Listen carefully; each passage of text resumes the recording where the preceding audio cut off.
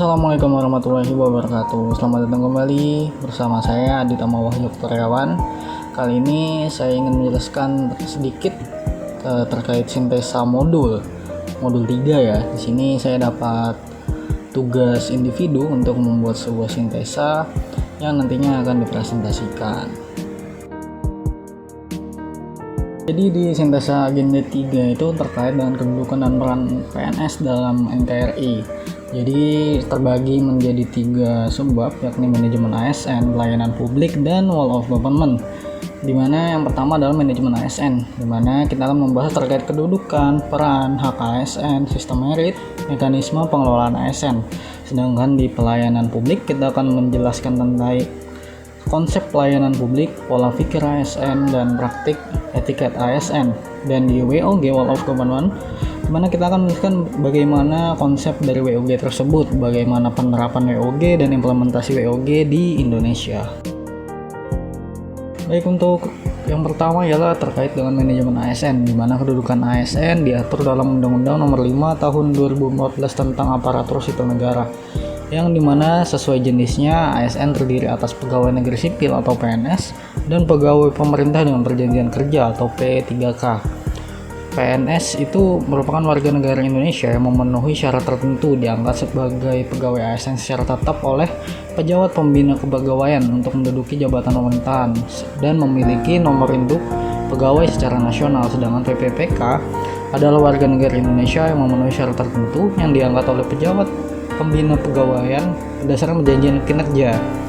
Jadi sesuai dengan kebutuhan instansi pemerintah untuk jangka waktu tertentu. Lalu untuk peran ASN kita bisa membaginya menjadi 3, yakni pelaksana kebijakan publik, pelayan publik, dan perekat dan pemersatu satu bangsa. Untuk hak dan kewajiban ASN itu tercantum dalam Undang-Undang Nomor 5 Tahun 2015 tentang Aparatur Sipil Negara, yang mana PNS berhak memperoleh gaji, tunjangan, fasilitas, cuti, jaminan pensiun dan jaminan hari tua, perlindungan dan pengembangan kompetensi. Untuk berbicara terkait dengan sistem merit, kita bisa melihat bahwasanya merit system didefinisikan sebagai kebijakan dan manajemen ASN yang berdasar pada kualifikasi, kompetensi, dan kinerja yang diperlakukan secara adil dan wajar dengan tanpa diskriminasi. Tujuan penerapan sistem merit adalah untuk memastikan jabatan di birokrasi pemerintah diduduki oleh orang-orang yang profesional, dalam arti kompeten dan melaksanakan tugas berdasarkan nilai dasar, kode etik, dan kode perilaku ASN. Guna mendorong terwujudnya tujuan tersebut, KASN selaku lembaga yang diberi wewenang mengawasi pelaksanaan merit system tersebut. Selanjutnya adalah pelayanan publik, di mana kita membagi 3, yakni konsep pelayanan publik, pola pikir ASN, dan praktik etiket ASN. Di mana konsep pelayanan publik itu sendiri ialah kegiatan atau rangkaian kegiatan dalam rangka pemenuhan kebutuhan pelayanan sesuai dengan peraturan perundang-undangan bagi setiap warga negara dan penduduk atas barang, jasa, dan atau pelayanan administratif yang disediakan oleh penyelenggara pelayanan publik. Di mana dalam hal ini pemerintah memberikan pelayanan publik sesuai dengan peran ASN ialah sebagai pelayanan publik, di mana dalam melayani publik ASN harus memiliki pola pikir dan etiket yang baik, di mana pola pikir yang dulu ialah sedikit-sedikit uang, sedikit-sedikit harus ada pelicin dan sebagainya, itu harus diubah, di mana seorang ASN harus memiliki pola pikir sebagai pelayan masyarakat, bukan dilayani, sehingga masyarakat akan memberikan feedback yang positif kepada pemerintah. Dan juga dalam pelayanan publik harus ada sebuah etiket yang baik, di mana senyum, salam sapa diutamakan agar feedback yang ada dapat meningkat.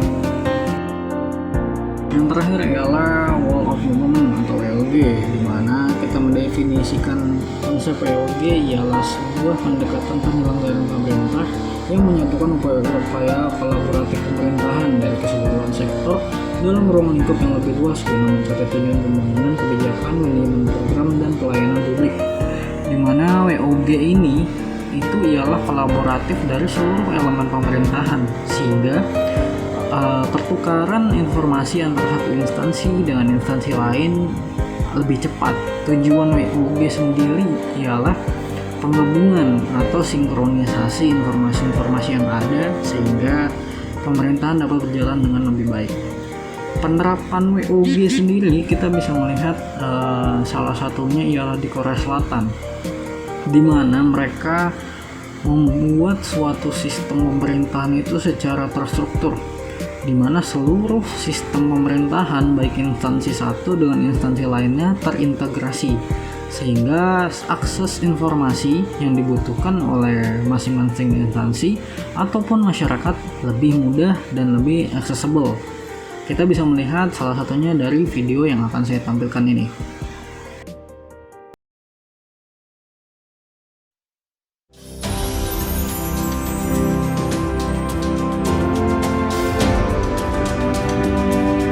The world continues to change by the minute. People's expectations toward the government have increased dramatically, and the role of the government has become even more important. Innovations in public administration help us to keep pace with these changes and offer us the solution to create a happier tomorrow for everyone.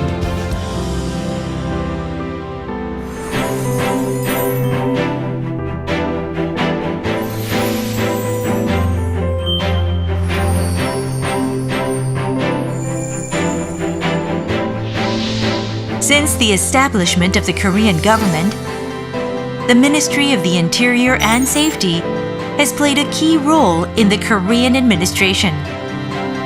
Ministry of the Interior and Safety has stood at the forefront of the efforts to create a better future, expanding public participation and cooperation, realizing social values, and enhancing public trust and integrity.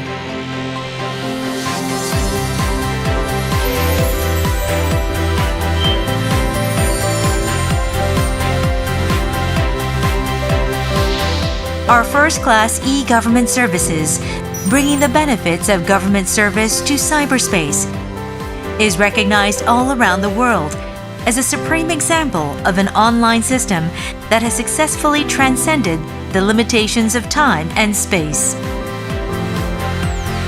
Our e-government service has allowed us to process civil services immediately and accurately, anytime, anywhere, while our extensive digital database has allowed us to enhance the productivity of our administration dramatically.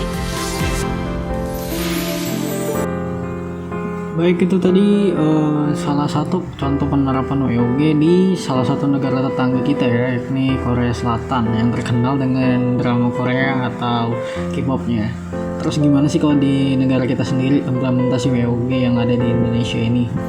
WOG untuk di Indonesia secara perlahan menuju ke tahap level yang lebih tinggi, dimana kita melihat mulai banyaknya aplikasi-aplikasi yang secara terintegrasi, jadi nggak berdiri satu-satu antar instansi. Contohnya aja ada beberapa aplikasi seperti Span Lapor, di mana di situ bekerja sama antara ITWIL, Inspektorat Wilayah, dengan Ombudsman. Jadi mereka mengatur bagaimana pelaporan-pelaporan yang ada oleh masyarakat, sehingga masyarakat dapat menampung aspirasinya, menyampaikan aspirasinya yang nantinya akan didisposisi oleh Ombudsman, lalu diberikan kepada Inspektorat Wilayah untuk sebagai pengawas jalannya aspirasi masyarakat tersebut, apakah ditindaklanjuti oleh instansi yang bersangkutan atau tidak. Jadi di situ terintegrasi, di mana seluruh instansi dapat melihat aspirasi masyarakat yang ada, dan juga instansi-instansi yang bersangkutan seperti Inspektorat Wilayah sebagai pengawas dapat menindaklanjuti apabila belum diselesaikan dengan baik oleh instansi yang bersangkutan. Lalu gimana sih untuk kita sebagai ASN milenial bersikap untuk menghadapi seluruh dinamika yang ada, mulai dari manajemen ASN dan sebagainya. Jadi dengan meningkatkan skill kita, dengan meningkatkan skill-skill yang ada, itu sangat dibutuhkan sehingga kita dapat membantu berjalannya pemerintahan ke depannya. Karena semakin lama dinamika pemerintahan akan semakin rumit, di mana pemerintahan akan mulai masuk ke era digitalisasi. Jadi mungkin saja ASN akan berkurang jumlahnya, sehingga sebagai generasi milenial kita dapat meningkatkan skill mulai dari bagaimana mulai desain grafis, editing video hingga programmer, di mana hal-hal itu dapat meningkatkan kinerja atau intensitas yang kedepannya akan lebih baik lagi.